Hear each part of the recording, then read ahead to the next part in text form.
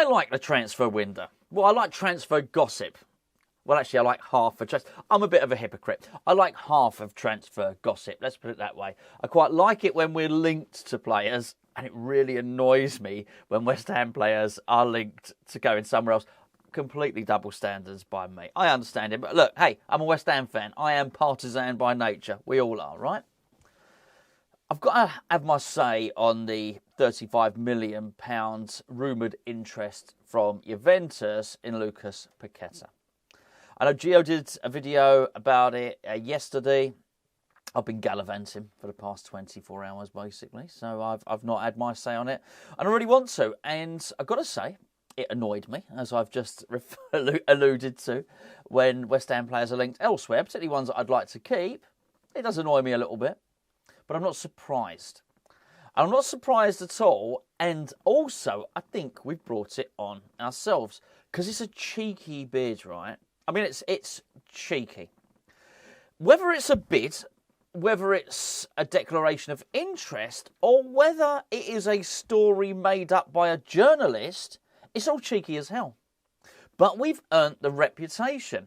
Because whether you believe it's one of the three things I've just said, wherever this has come from, they would all have to agree that West Ham would be willing to take an immediate £15 million loss on a player. Well, why would we do that? That's disgraceful. That's disgusting, right? I'm not so sure. We've earned that. We have earned that reputation. And because of that, people are now chancing their arm. People would look at West Ham and think, they keep getting their signings wrong. You can let them sign a decent player. You can make a bid. And then either that player comes and it works out, or you can go and then sell them on. The case in point would be, of course, Sebastian Haller. But it is a case of, so whether it's Sebastian Haller, I'm not going to labour the point because we've discussed it a lot recently, or be it Vlasic, or be it Felipe Anderson, whoever you want. West Ham buy players, almost like superstar players as well, and will take a hit on them. So actually, I don't blame Juventus for launching this rumour. Whether they instigated it or not, I don't blame them for chancing their arm. I don't actually blame, even if it was a pretend article, the journalist for making that up, because it's sort of believable anyway. And this is what we've got to shake, and I think this is really important. But it's also twofold. Not only is it a matter of us taking losses on players, it's also it's an indication of David Moyes' failure to integrate the players. Now, there's been some, I would say, some counter rumours in the last couple of days coming from the board. And those counter rumours have come because it's been suggested that David Moyes and David Sullivan have had a falling out. So the board, I wouldn't say they've come out and backed him, because there's been a caveat. It's been, David Moyes is still our man, but he's got to turn things around, and so on and so forth. There's been suggestions that we might be bringing players in the January window, but very much the message coming from the board was David Moyes needs to make the players that he signed work. That's what it is. And I think with that in mind, it's quite clear from the outside looking in that David Moyes is struggling to integrate these players. And from the inside looking out, it's also the same. And I guess the inside looking in as well, if you know what I mean by that. I mean the board's own opinions on David Moyes and on that player. Because I would think, even if we had no history of accepting lower bids for players and instantly losing money on players, if it had never happened before, and we just signed a player for 50 million, and Juventus came in almost immediately and said, oh, do you know what? We'll have him for 35. I think you're cheeky. What's this? I don't think so. No, you don't. I don't know why I'm looking over. I'm looking over there like Juventus are over there. I'll say, you cheeky. What's this? I don't think so. What a cheek. What a liberty. Naughty. That's what I would think. And that's what I think anyway. If already I was one of the owners and I'd see myself, I'd lost a load of money on Sebastian Haller, a load of money on Felipe Anderson, I'd sort of have to let that go, but it'd still annoy me, be in the back of my mind. And do you know why I'd let it go with Moyes? Because they weren't his players. With Vlasic, I'd be seething about it. Honestly, every time Torino come back and try and renegotiate and get this 13 million option down, they keep coming back and saying, oh, will you take 10 now? We'll sign him now. Every time, if that was me, and I'd be really agitated, be really, really annoyed by it. So I'd be annoyed and I'd be very suspicious that whoever David Moyes wanted yet would depreciate in value really, really quickly. And I think at that point, given that, if Juventus came in and then said, hold on, we'll have him for 35 million, just in case, if you want to sell him, let us know. I think, what a liberty, what a cheek. I'm not having this. This is a disgrace. And it would actually probably impact me in how I thought about David Moyes' signings. It would certainly make me want to tighten the purse strings.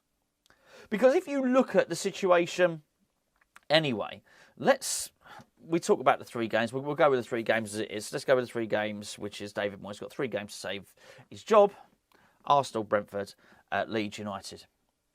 If that happens and he does get sacked, there's no way that if they bring a new manager in, then they're going to be able to not give him anything. They're going to have to give him something, even if it's just a token 20 million. I'll just throw that amount of money out there. Even if it's just 20 million.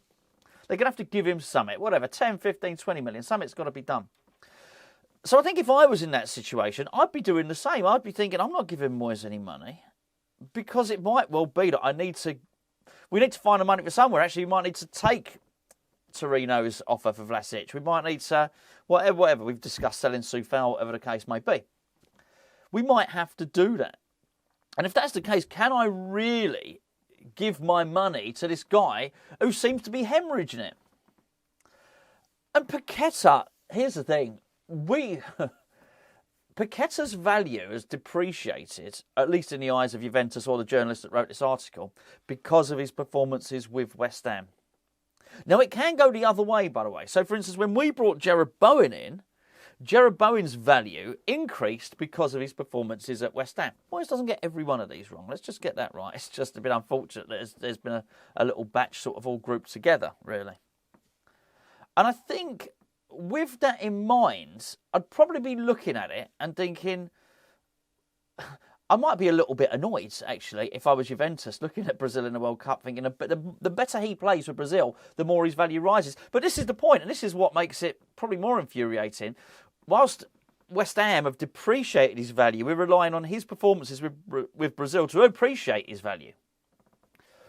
Look, I was looking at it with Jude Bellingham, actually, and I did notice on the radio, so people were talking about Liverpool and someone was talking about Arsenal. I think it might have been Gabby Ogbonlahor on TalkSport, quite possibly, was saying Arsenal can't afford Jude Bellingham. I'll tell you something, I think possibly Liverpool can't afford Jude Bellingham. It's always been nuts, hasn't it? That Liverpool was saving their money. They pretty much broke even. I think they signed Darwin Núñez for 85. And I think by selling Mane and they sold a few others, I think they basically got back 80. Basically, Liverpool more or less broke even in the last transfer window because they were saving their money to buy Jude Bellingham. I think they maybe thought, Jude Bellingham will be 70, 80 million. Not now, he won't be. Looks like £150 million player, which I think pretty much prices them out of it. So it's not just Arsenal. But anyway, my point being that this World Cup has been excellent for Jude Bellingham. He is now, he's put himself up into the stratosphere. PSG are talking about him. That only the very, very richest clubs can afford to buy Jude Bellingham now. PSG, Man City, I don't know how much. I would be pretending if I said I knew how much Real Madrid have got. I know they were having financial difficulties. I don't know if they've rectified that or anything. But only the very, very biggest clubs can now buy Jude Bellingham, unless Liverpool get taken over. But this is what we need. This is what we need Paqueta to do.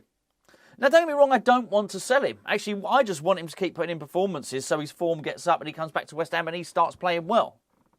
But it will be a damning indictment. A really damning indictment if Brazil get through the next round and he plays well again.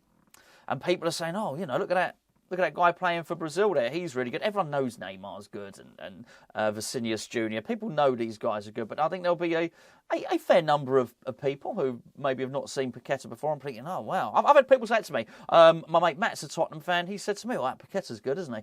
So, people are starting to stand up and take notice, and it really would be a damning indictment if we managed to buy him for 50 million, depreciate his value at West Ham, he goes off to the World Cup, appreciates his value again, then he comes back and it dips again.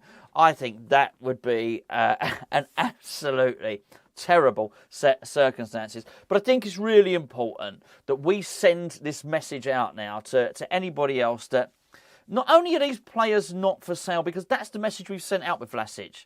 Come here for a season. If it doesn't work out, we'll sell them at a loss.